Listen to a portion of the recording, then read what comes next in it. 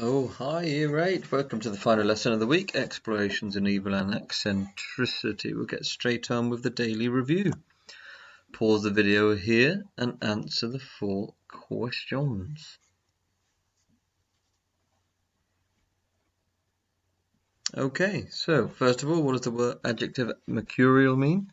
Characterized by rapid and unpredictable changeableness of mood. Remember Jekyll and Hyde, or Hyde in that particular case itself. What are the connotations of hissing? Connotes poison, viciousness, and evil. Give one reason for the high crime rates experienced in the 19th century, high levels of poverty and the injustice of the poor laws, kind of drove people for desperation to turn to crime. Name one invention of the 19th century. Any of the following, but not exclusive to: electric battery, steam locomotive, telegraph, sewing machine, typewriter, telephone, Coca-Cola, camera, automobile. I think the least impressive thing in that list is probably Coca-Cola, but there you go. So, continuing today with our final lesson, looking at that glorious book, The Strange Case of Dr. Jekyll and Mr. Hyde. Okay, as a reminder, Mr. Hyde is a manifestation of the evil that Stevenson suggests lurks within humanity, which is this idea of the concept of evil that many Victorian writers were exploring. Our big question for today: how does the writer present Dr. Jekyll as a mercurial character? Okay. So just a reminder there as to what the word mercurial means, which we looked at last time, that rapid and unpredictable changeableness of mood. People often find mercurial people quite difficult because they're not quite sure what to expect. So today we're going to read our final extract. In this extract, Hyde commits his first murder. As we read, I want you to think about how the writer conveys Hyde's quickly changing temperament, how he goes from this to this quite swiftly. Okay, so here's the extract. When they had come within speech, which was just under the maid's eyes, the elder man bowed and accosted the other with a very pretty manner of politeness. It did not seem as if the subject of his address were of great importance. Indeed, from his pointing, it sometimes appeared as if he were only inquiring his way. But the moon shone on his face as he spoke, and the girl was pleased to watch it.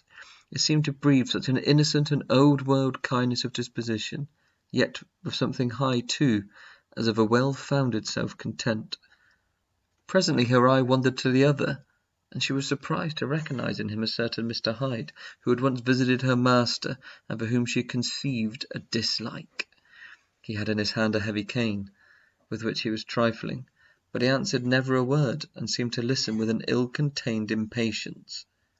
And then all of a sudden he broke out in a great flame of anger, stamping with his foot, brandishing the cane, and carrying on, as the maid described it, like a madman. The old gentleman took a step back, with the air of one very much surprised and a trifle hurt, and at that Mr. Hyde broke out of all bounds and clubbed him to the earth. And next moment, with ape-like fury, he was trampling his victim under foot, and hailing down a storm of blows, under which the bones were audibly shattered and the body jumped upon the roadway. At the horror of these sights and sounds, the maid fainted. It was 2 o'clock when she came to herself and called for the police. The murderer was gone long ago, but there lay his victim in the middle of the lane, incredibly mangled. The stick with which the deed had been done, although it was of some rare and very tough and heavy wood, had broken in the middle under the stress of this insensate cruelty, and one splintered half had rolled in the neighbouring gutter. The other, without doubt, had been carried away by the murderer. So, keeping our big question in mind of this horrible, brutal scene from the novel, which words tell us that his temperament changed very quickly? Okay, so, and then all of a sudden is one of those words or phrases that you may have chosen. You may also have chosen, of course, and next moment, because there's a kind of quickness of change there that's indicative of someone who perhaps is mercurial. Okay, but develop an understanding of, again, what is quite a complex extract.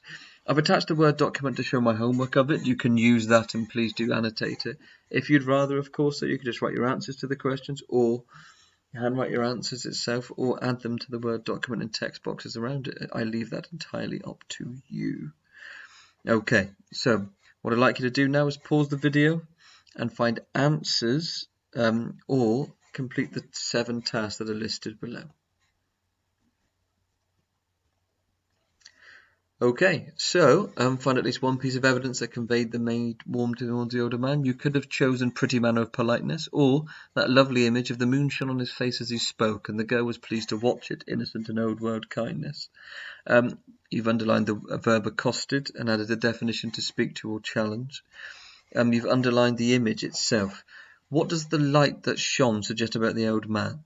You may have suggested that light is a metaphor for goodness, but it's also a universal metaphor. It's often used in all sorts of cultures and literary traditions to represent the idea of goodness itself, suggesting that the old man was a good person. So after initially appearing calm, what does Hyde do? He violently attacks the innocent old man. Why does the maid faint? Because she is horrified by what she saw and heard. Can you find some words from the text that convey Hyde as a mercurial character? So you could have chosen, then all of a sudden he broke out in a great flame of anger, or you could have chosen the next moment with ape-like fury he was trampling his victim. And finally, can you identify the metaphor that conveys the violence of Hyde's attack? Hailing down a storm of blows. Okay, so we already know that Stevenson describes that the actions happened quickly to show Hyde as a mercurial character, with "and next moment." We also know that it is worthy exploration when a writer describes a character being like an animal. We look at Chaucer earlier this year. What are the connotations of an ape? And then finally, in that quote I've got in the box there, can you identify the verbs that emphasize the brutality of his action? Pause the video now and have a go at answering those two ideas. Okay, so apes suggest that he is wild and that his evil actions are primal and uncontrollable. It also suggests a strength over his actions because we associate apes with being really quite powerful. And the verb choices you've identified would have been trampling, hailing, shattered, and jumped.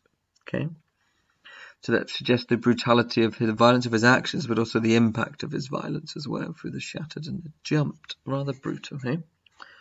So, how does the writer present Dr. Jekyll as a mercurial character?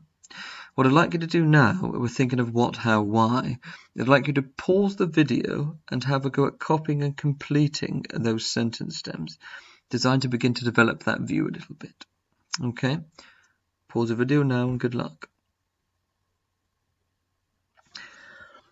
Okay, so final things to remember, that part of Stevenson's authorial intent, what he intended to achieve here, the why he's written this book in many respects, is to show that through his description of Jekyll and Hyde as a mercurial character who easily transitions between good and evil, Stevenson is really suggesting that the capacity for evil lurks within all of humankind. We too have the capacity to move between making good choices and making evil choices. Jekyll and Hyde is just a manifestation of that concept and that idea. Okay, remember to submit your work to your teacher, and well done for all the hard work you've done this week.